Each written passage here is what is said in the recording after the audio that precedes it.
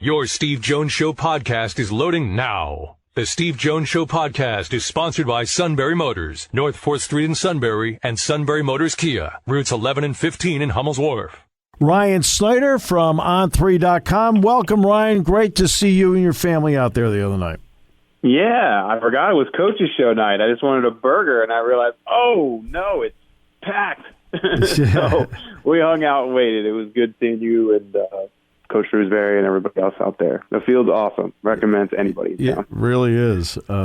Ryan, it's interesting. We're in a world of video all the time, but I still think, to me personally, maybe it's the old-fashioned part of me, I'm still a big believer in seeing something with my own eyes. How many of these prospects did you actually get out to see with your own eyes that Penn State's about to sign? Okay, so let me think here. I did 33 of the past 40-some weekends on the road to some sort of camp or games, okay? So I would say probably, oh, man, there's so many guys down south. I would say at least, all the guys in the region, everybody in Pennsylvania, Drew Aller out in Ohio, Denai Dennis Sutton down in Maryland. So probably 60, maybe a little over 70%, something like that. All right. But, yeah, it's been busy. All right. So now there's a lot of people that rank prospects. When you actually were able to see some of these guys in person, did it really match up with what you were being told about them? Of course. Well, yeah, I would say so. Definitely with those top guys. Yes, Drew Aller, right. From Nick Singleton to Denai Dennis Sutton. There's no doubt that those guys deserve to be where they are. Drew Aller's rise is incredible.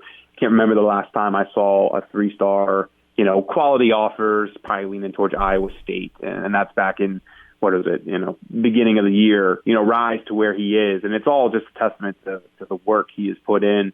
We saw him in multiple camps this year, and he got, was good in the spring, and he got better at the Elite 11. And then he translates that into an incredible season with 4,000 plus yards passing and, all the accolades that fans know well now. And, I definitely saw that progression throughout the year. Denai Dennis Sutton was hurt a little bit, of course, with his elbow surgery. But, man, when he finally got healed in the second half of the year, he was excellent. Causing, I think he had it was about 20 or so quarterback hurries in, 5 or so games, which is an excellent number. And Nick Singleton, I think anybody in Pennsylvania would know when you look at his stats, 6,000 plus yards rushing and 113 touchdowns, I want to say, over the course of his career. And, of course, 2,000 of those and 40-plus touchdowns came just this season alone. When you look at his physical stature from his size to his vision to his speed, there is nothing there that you can really pick apart. He absolutely deserves to be the number one quarterback, or number one running back. I can't pretend I saw all the quarterbacks out there, but from one I saw from Drew Aller, it's hard to argue there's somebody better. So when it comes to the top of this class, man, those guys certainly checked out. And, a bunch of those, 4-star guys throughout the class certainly impressed me throughout the season as well. All right. If I recall, he was somebody that actually had played other positions before being a quarterback. Is that correct? Yeah. So you're talking about Drew. Yeah. I believe, oh, man, you put me on the spot here, Steve. Yes, he did as a freshman. I can't remember what it was. I know he split time as a freshman. He actually wasn't, put it this way, this guy's rise is so impressive. He wasn't even the freshman. Not only was he not the freshman varsity starter as a freshman, he actually split time as the freshman team starter, okay? All the way back, in his freshman year, of course. So, his rise is incredible. I forget his position, Steve. You're putting me on the spot, and I apologize. I want to say he was maybe a safety, but I can't remember exactly. But I will say, though, that once Drew, became the starting quarterback his sophomore year, that was everything.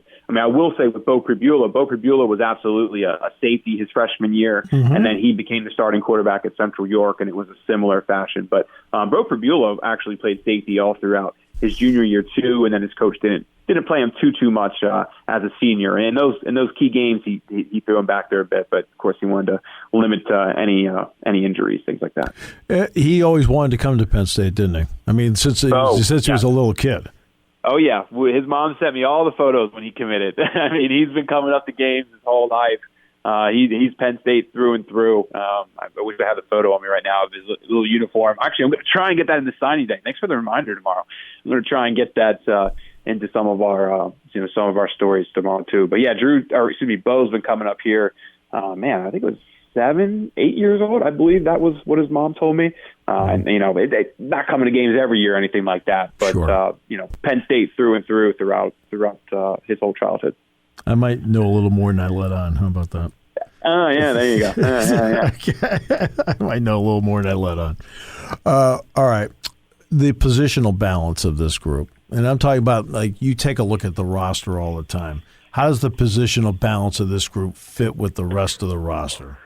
Yeah, it's pretty good. I mean, there's always spots you'd like to add on, especially if you can. But with the transfer portal, it's so hard. You're especially down the stretch, you're weighing top high school prospects against the film you're seeing from college prospects, and you got to set an incredibly high bar, right? I mean, you can't just take someone to take someone, especially when you're watching, a top offensive lineman, we'll say, from a group of 5 who played well. So, if I would point to one spot that I think they really wanted to add, it was definitely offensive tackle.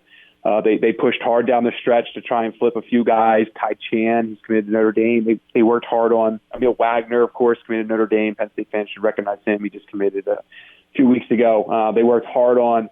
So that's a spot, that I think they would like to have had. There were some quality defensive tackles that I think that they, Derek Moore, for example, at St. Francis was someone they really pushed hard for. And look, whenever you're in the mix with an elite defensive tackle, you got to push no matter what your scholarship said you need to do.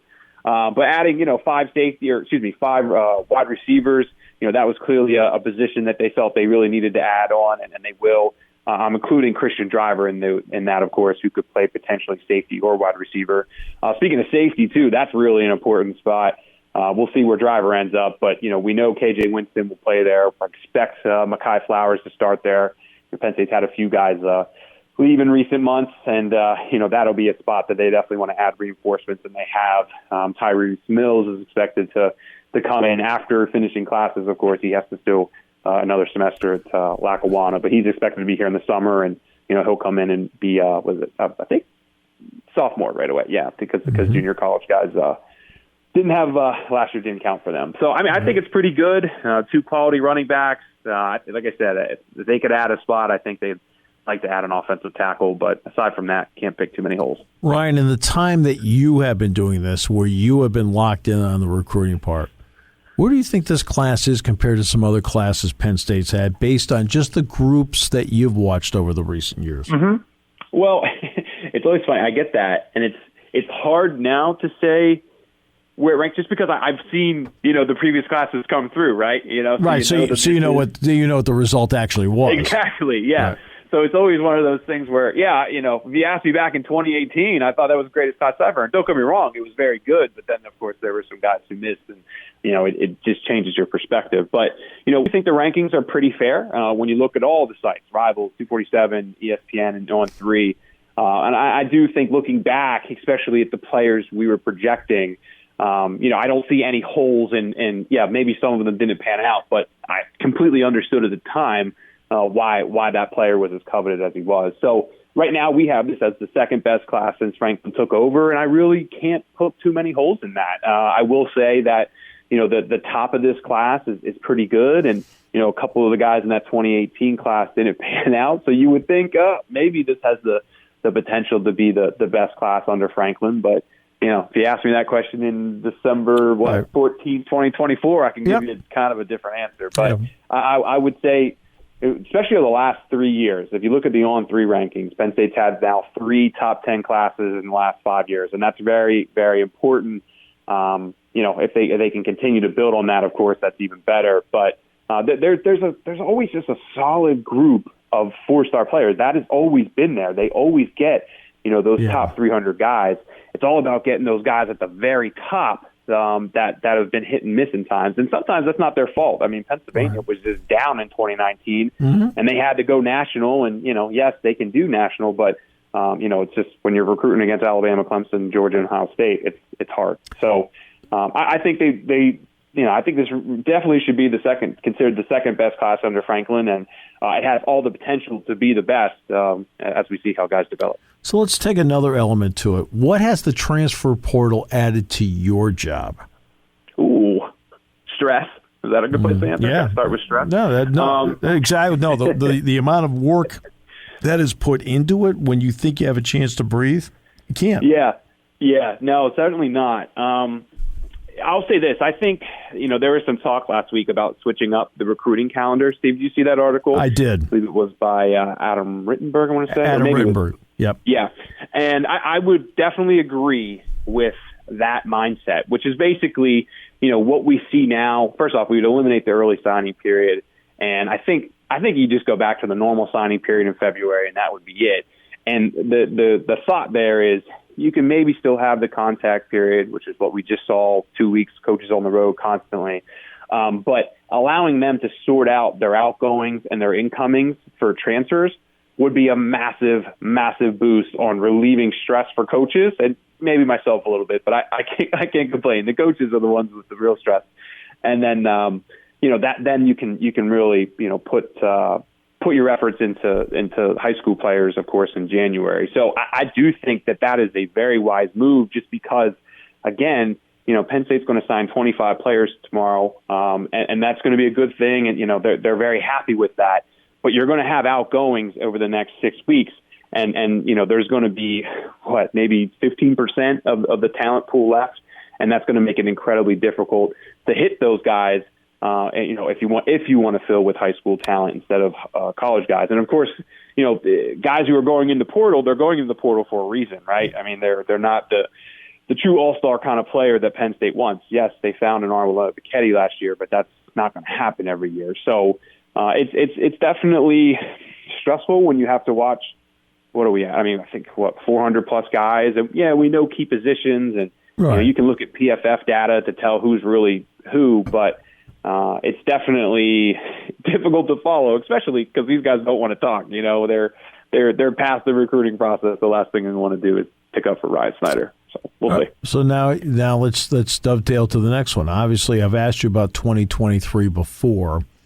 I know internally there are a couple of people internally that, as much as they love this class, they think they got a shot at even better in 2023. Do they? Mm-hmm. Well, I think that defensively, that 2023 class is so impressive. That's where I really think next year could be a heck of a haul defensively, especially in the region that's just stacked with linebackers and quality prospects. So that'll be something to watch. I would say Pennsylvania this year was a little bit higher than what PA is next year, but both classes are very good, especially when you look back to times like 2019, 2020, where Pennsylvania was down a little bit. And whenever you have a good Pennsylvania class, it's a major boost to Penn State, of course. I think all fans would probably understand that. So I think that with the way they have started and how aggressive they were in June and especially at the end of July with the Lash Bash, I mean, they have an awesome net cast, I guess you would say, of elite talent, guys who have been here 2, 3, 4 times. And that's so important. I mean, I could probably rattle off 40-plus kids who are, if they're not a 4-star, they deserve another look as a 4-star, who have been to Penn State multiple times now. So that's a very good place to start. Quarterback will be a very interesting position because it's down a bit in next year. I wouldn't say maybe down a bit. It's the talent is very spread out. I mean, maybe they're arguably their top 2 quarterback prospects. One's in Detroit and Dante Moore, and the other one's all the way out in California. That position, but again, man, I'll really come back to defensively. I think next year's class could be really good, and we'll see how it plays out. But they've done an excellent job, at getting off to an early start. It helps when you get 12 kids to commit in 41 days in June and July. What did the presence of Mike Yurcich mean, especially in the quarterback recruiting, and what has been the reaction to Manny Diaz? Yeah, Drew Aller's not here without Mike Yurcich. I mean, that's point blank. The best way to put it. So that's incredible, and that's very positive. I mean, I think Yurcich is a major reason why Penn State's in a good position with Jaden Rashada, who again, we're talking about a kid from California who flew out to Penn State not once but twice on his own dime, to come here in the summer, and then again for the whiteout game against Auburn. So that's I don't want to say all because of Yurcich, because they do an awesome job recruiting as a staff, but he's certainly the main reason for that. Sutton, talk to me in a week from now, and I'll have a much better recruiting, but to Penn State football. Monsters. I mean, it's State College, so it's not. It was difficult for Penn State to get guys to come up here and visit on their own.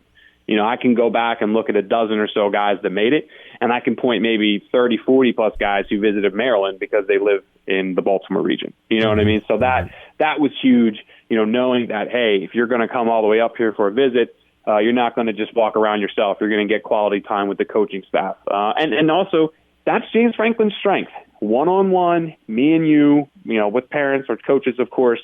That's where James really excels in recruiting. He's so hands-on with these guys when they come to campus. I think it's always one of the first things that players tell me is, hey, I was coming up to hang out with Phil Troutwine or Terry Smith or whomever, and I didn't realize I was going to spend 2-3 hours with James Franklin too. So, just that's always been his strength. That will always be his strength. And, getting guys here was a huge part of it. And then there's one last thing too, is just they work so incredibly hard. I mean, I think they had guys here in June all but 3 days in that 27-day period. I can't pretend I watched everything in Ohio State and Maryland and Rutgers and all the regional schools, but I'd be surprised if they had as many guys getting up here especially for those weekday visits, at random times for those one-on-one kind of visits, as much as Penn State did. So they're just incredibly committed to it. They did a great job then with camps too. Over, I think it was 1,400 guys camped, and I think about 300 of them were already Division I prospects or become Division I prospects with offers. So just incredibly aggressive, and when they get guys here, they know how to sell. So that's the best way to put it. Ryan, thank you so much for your time. I know how busy you are, and appreciate you very much. Can't wait to see you at the field again. I'll be out next Thursday. Let's do it. Sounds great. Thanks so much, Ryan. See you, Steve. Take care.